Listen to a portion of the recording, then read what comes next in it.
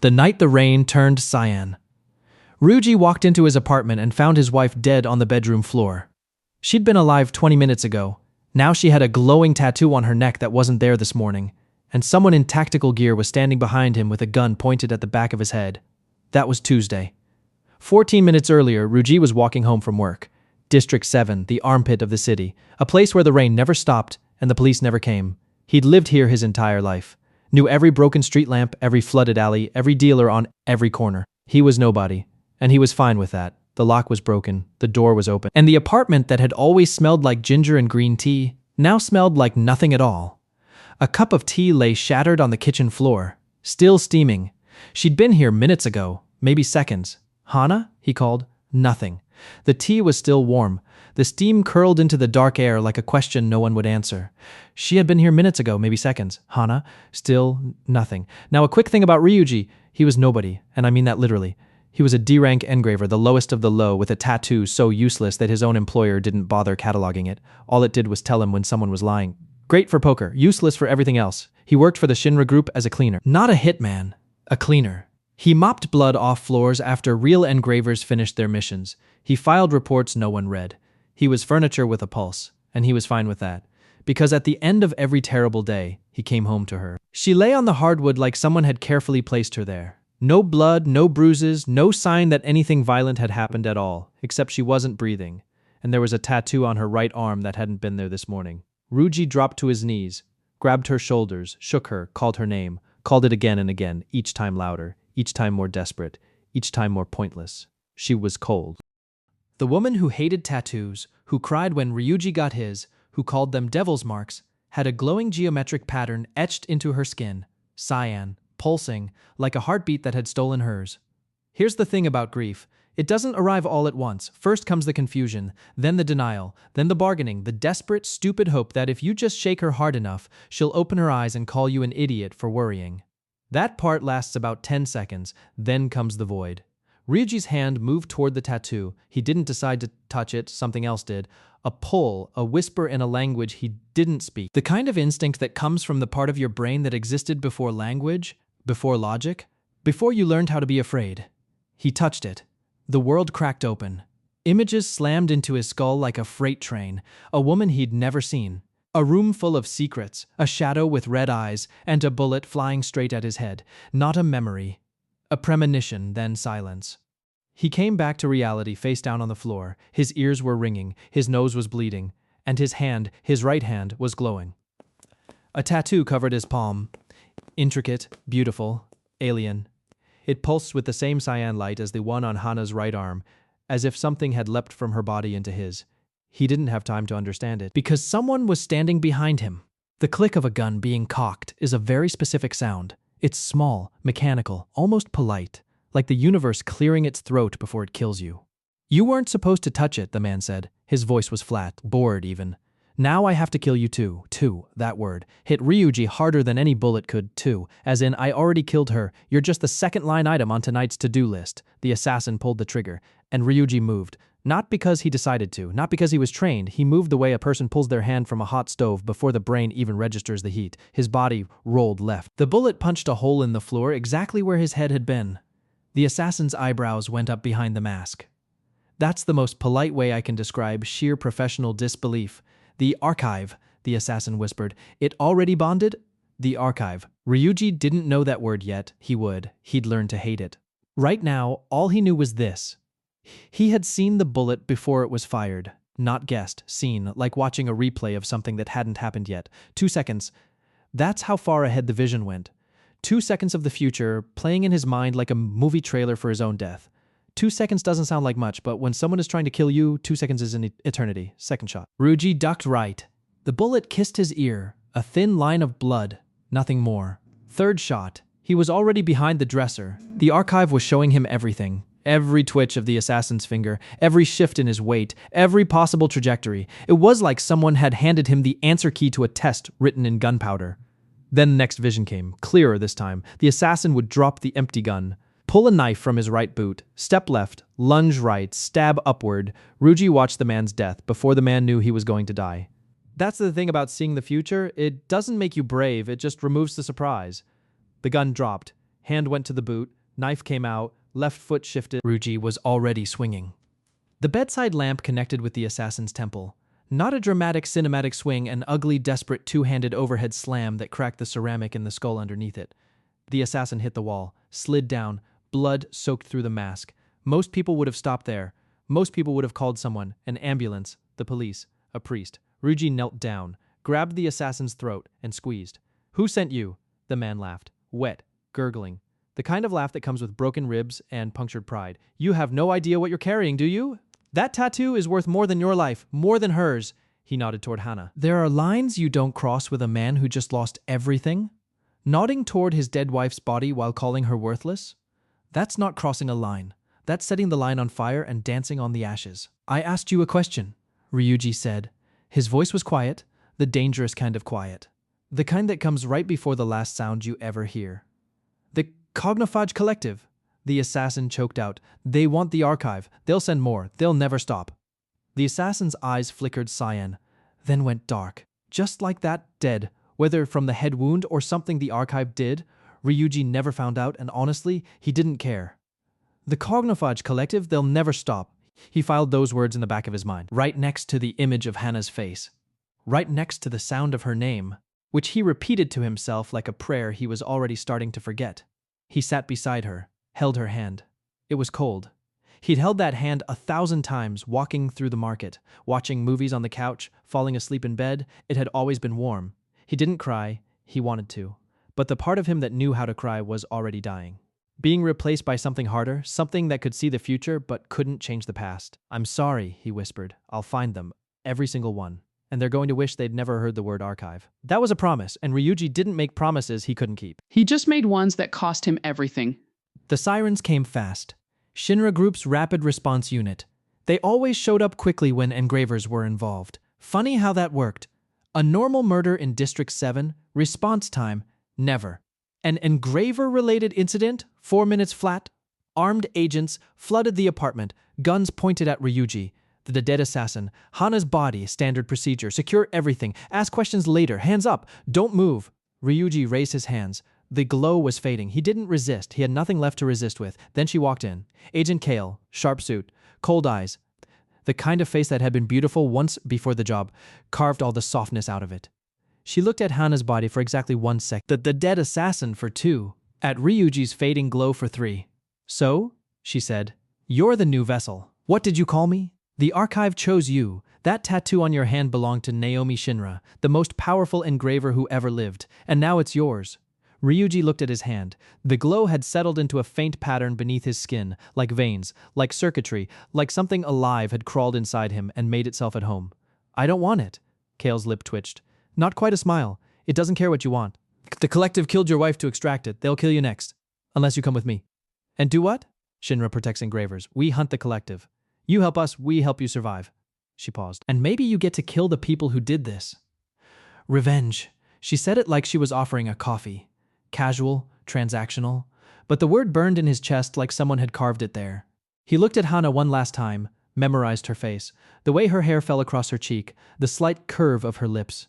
He stored it deep in a place the archive couldn't reach, and at least that's what he hoped. "I'll come with you," he said, "but not to survive. I want to find the collective, and I want to kill every single one of them." Kale studied him. Whatever she saw in his face, she didn't argue with it. "Welcome to Shinra, Ryuji. Your training starts tomorrow." That was the night Ryuji died. Not physically. Physically. He walked out of that apartment, got into a black van, and rode in silence through the rain to a building he'd spend the next week trying to survive. But the man who loved his wife? The man who came home every night to ginger tea and a warm smile? Who was happy being nobody? That man was dead. What walked out of that apartment was something else. Something with glowing hands and a voice in its head and a list of names it hadn't learned yet. The collective had wanted the archive. They got something worse. They got Ryuji. Next time, Ryuji enters the world of real engravers. He learns what the archive actually is. He sees the file on the collective, 12 members, each one an S-rank killer, each one hungry for the tattoo under his skin. And he meets the face in that file. The one who held Hannah down while she died. His name is Marcus. They call him the Harvester. He'll wish they hadn't. Welcome to Shinra. Shinra Group headquarters looked exactly like the kind of place that experiments on people and calls it research. A black tower of glass and steel that didn't welcome anyone. It tolerated them the way a lion tolerates a fly right up until it doesn't. 3 days after Hana died, Ryuji stood at its front doors wearing a new uniform. Black, fitted, no insignia. Just a single cyan line on the collar, the mark of a probationary agent. In Shinra's hierarchy, that was one step above. Person we haven't decided to kill yet. He hadn't slept in 3 days. The archive wouldn't let him. Every time he closed his eyes, it showed him things. Fragments of the future. A warehouse. A man with a red eye tattoo. A woman with dark hair watching from the shadows. Fragments of the past. Hana laughing, Hana cooking, Hana's hand in his. Those were worse because each time the memory replayed, it was a little softer, a little blurrier, like a photograph left in the rain. He pushed through the doors. Inside, Shinra HQ was a maze of white corridors and closed doors. The kind of building where everyone walked fast and nobody smiled. These people didn't have coworkers, they had assets, liabilities, threat levels, and now Ryuji was one of them. D-rank cleaner who had spent 3 years mopping blood off training room floors, suddenly walking the same halls as people who could melt steel with their fingertips. The irony wasn't lost on him, it just wasn't funny. Agent Kale stood at the end of the hall, same suit, same eyes that could cut glass. She was holding 2 cups of coffee and extending one toward him with the enthusiasm of someone handing over a parking ticket. "You're late," she said. "I'm here, that's all you asked for." "I asked for 0800, it's 0804 in Shinra. 4 minutes is the difference between completing a mission and burying an agent." She turned and walked. Ryuji followed. That was how it worked with Kale. She moved, you kept up, or you got left behind. They passed a training room. Through the reinforced glass, 2 engravers were sparring. One threw arcs of blue fire, actual fire, from his palms, like it was nothing. The other deflected with a shield of hardened air that rippled like a heat mirage. Ryuji stopped walking. He'd worked at Shinra for 3 years. He'd heard the sounds of training through the walls, but he'd never actually seen real engravers fight. It was terrifying and beautiful. The way a thunderstorm is beautiful right up until the lightning hits you. "Don't stare," Kale said without stopping. "They don't like it, and the fire guy has a temper." They stopped at a door marked with a biohazard symbol. Kale pressed her palm to a scanner. The door hissed. Inside was the smallest room Ryuji had ever seen at Shinra. A table, 2 chairs, a single file. "Sit," Kale said. He sat. She pushed the file toward him like she was pushing a loaded gun. "This is what killed your wife." The Cognophage Collective, 12 members, each one an S-rank engraver. The highest classification Shinra had, to put that in perspective. The 2 engravers sparring in the training room? B rank. The gap between B and S wasn't a step, it was a canyon. These were the people who killed Hana. These were the people Ryuji was going to destroy. He flipped through the pages, each one worse than the last, bodies with tattoos torn from their skin, not removed, surgically ripped, like pulling a weed from wet soil. Survivors with empty eyes. People who couldn't remember their own names, their own children, their own faces in a mirror. "The collective doesn't kill for money," Kale said. "They kill for knowledge. They steal engraver abilities by extracting the tattoo and the memories bound to it. They call it harvesting. They called it harvesting. What a clean word for ripping someone's soul out through their skin. The tattoo you carry," Kale continued, "is called the Archive. It was created by Naomi Shinra, the boss's daughter. It's not just a combat tattoo, it's a living database. Every person it's bonded to, every memory they carried, every piece of knowledge they ever encountered. It's all in there, stored, indexed, accessible. That's why I can see the future," Ryuji said. "That's why you can see 2 seconds of the future. Naomi could see minutes, hours on a good day. The archive grows with its vessel right now. You're a novice using a supercomputer as a calculator." A calculator. He'd used that calculator to dodge bullets and beat a trained assassin to death with a lamp, and that was him at level 1. He didn't say that out loud. He didn't have to. The glow beneath his glove said it for him. Why did Hana have it? Kale hesitated. That was new in 3 years of working in the same building. Ryuji had never seen Kale hesitate about anything. "Naomi and Hana were friends," she said. "Close friends." When Naomi realized the collective was closing in on her, she transferred the archive into someone no one would suspect. A civilian. A woman with no tattoos, no powers, no connection to Shinra. My wife. Your wife. Hana kept it for 2 years without knowing what it was. The tattoo was dormant, invisible. It only activated when she died. 2 years. Hana had been carrying a bomb inside her body for 2 years and nobody told her. Nobody protected her. Nobody even watched. Why didn't anyone guard her? Because we didn't know where the archive was. Naomi erased all records before she died. Your wife was hidden, safe, until someone inside Shinra sold her location. The word landed like a blade. Inside. There's a traitor? There was. We're handling it. Kale slid a second file across the table. Thinner. 1 photo paper clipped to the front. The face in the photo had the kind of eyes that made you check your locks twice at night. Shaved head. An open eye tattooed on his throat, not decorative, functional. His engraver ability was tied to that tattoo. It let him see memories and steal them. Marcus, codename the Harvester, the collective's primary field agent, the man who had walked into Ryuji's apartment, pressed his hand to Hana's right arm and extracted the archive while she was still alive. She probably felt it. Every memory being pulled out of her head, her childhood, her mother's voice, her wedding day. Ryuji stared at the photo. He didn't blink. He memorized every line, every shadow, every angle of that face. He burned it into a part of his brain the archive couldn't touch. Where is he? That's your first mission, Kale said. We have intel that Marcus is hitting a safe house tonight. He's after a B-rank engraver named Chen, a man with a memory storage tattoo. Small target, low security, easy prey. When? Tonight? Ryuji stood up. Chen is bait, Kale added. Marcus knows it's a trap. We know. He knows he's coming anyway because he's arrogant. That's his weakness, probably his only one. What's my role? Kale looked at him, measured him. Whatever calculation she ran behind those cold eyes, the answer must have been acceptable risk. You observe, you watch Marcus fight. You learn his patterns. You do not engage. Understood? Understood, he said.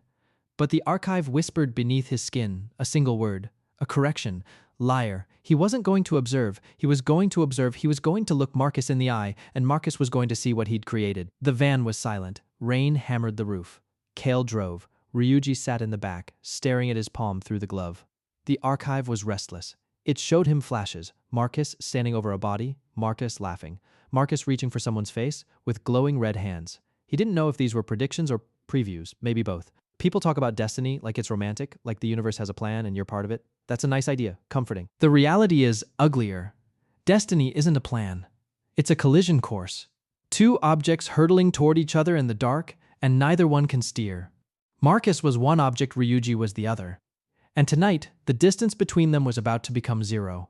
The warehouse waited in the rain like a mouth that forgot how to close. Ryuji stepped out of the van. The rain hit his face, cold, real. He hadn't felt anything real since Hana died. Inside that building, the man who killed his wife was about to walk into a trap. And the trap didn't know it was about to become the hunter. Next time, Ryuji sees what a real engraver can do, what Marcus can do. And for the first time, the archive shows him not just the future, but the face of the woman who controls the collective from the shadows. 12 members. Marcus is just the knife, someone else is holding it.